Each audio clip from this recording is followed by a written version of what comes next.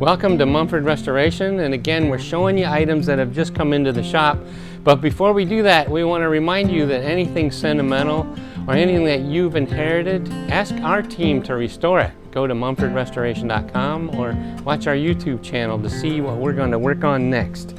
This is an 1805 to 1815 sideboard or buffet. It has lion feet, and you can see that it has a great deal of mildew along the bottom. It has some broken hinges, some veneer repair that needs to be done, and then also the top is cracked, and we're going to be trying to place scabs underneath those cracks to repair them and fill them, put a new finish, and bring this piece back to life. You can see that this drawer was already refinished in years past, and you can see the clarity of the grain in comparison to what's happening in the doors. So watch for this video to show up again, because the end result will be astonishing. Watch Mumford Restoration and our YouTube channel. Thank you for listening.